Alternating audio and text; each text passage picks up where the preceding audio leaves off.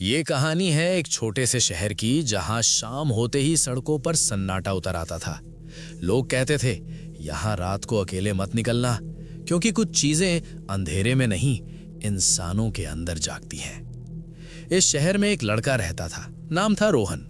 Rohan college में पढ़ता था और उसे डर जैसी चीजों पर बिल्कुल भरोसा नहीं था। वो हमेशा कहता, भूत प्रेत सब दिमाग का वहम है। एक दिन रोहन के दोस्त ने उसे बताया, पुरानी मार्केट के आखिरी कोने में एक दुकान है, काली घड़ी की दुकान। वहां जो भी घड़ी खरीदता है उसकी जिंदगी में कुछ अजीब होने लगता है। रोहन हंस पड़ा, वाह, ये तो परफेक्ट कंटेंट है, मैं खुद जाऊंगा और देखूंगा। उस रात रोहन अकेला निकल पड़ा। रात के करीब 11 बज रहे थे। पुरानी मार्केट की गलियां सुनसान थीं। हवा चलती तो दुकानों के बंद शटर ऐसे बजते जैसे कोई धीरे धीरे नाखून घसीट रहा हो। रोहन आगे बढ़ता गया और आखिर वो दुकान मिल गई। दुकान का बोर्ड बहुत पुराना था। उस पर काले रंग से लिखा था, काल घड़ी, और नीचे एक लाइन, समय देखने नहीं, समय से बचने आओ। रोहन ने दरवाजा धक्का दिया। दरवाजा अपने आप खुल गया। अंदर एक अजीब सी ठंडी हवा थी, ऐसी ठंड जो शरीर के ऊपर नहीं, सीधे हड्डियों के अंदर घुसती है। दुकान में सैकड़ों घड़ियां टंगी थीं, लेकिन सबसे डरावनी बात यह थी, सारी घड़ियां चल रही थीं और सबका समय अलग अलग था। कोई घड़ी 3:15 दिखा रही थी, कोई 8:40, कोई 12 बजे, और सबसे पीछे एक घड़ी थी, काली। उसकी सुइयां उल्टी घूम रही थी।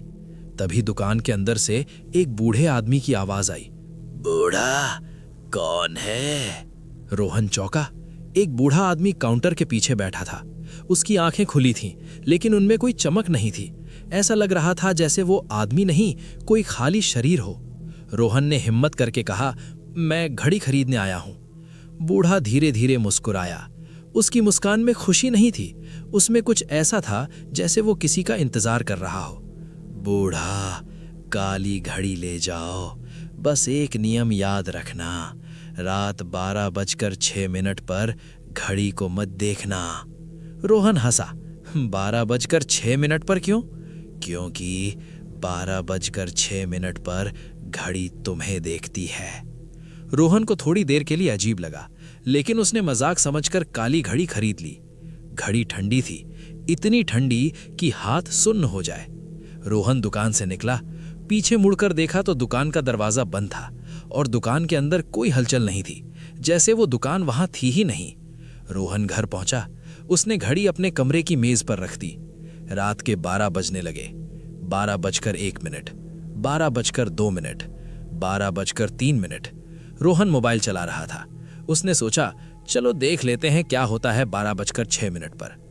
12:05। कमरे की लाइट एक बार झपकी, फिर 2 बार। रोहन ने सिर उठाया। घड़ी की टिक टिक अब तेज हो चुकी थी। 12:06। रोहन की नजर अपने आप घड़ी पर चली गई और उसी पल घड़ी की सुइयां रुक गईं। कमरे की हवा भारी हो गई और रोहन ने महसूस किया जैसे कोई उसके पीछे खड़ा है। रोहन धीरे धीरे पीछे मुड़ा, लेकिन कमरे में कोई नहीं था। लेकिन फिर उसने देखा, कमरे की दीवार पर एक परछाई थी, और वो परछाई उसकी नहीं थी। परछाई की गर्दन लंबी थी और उसके सर पर कुछ था जैसे सींग। रोहन की सांसें तेज हो गईं।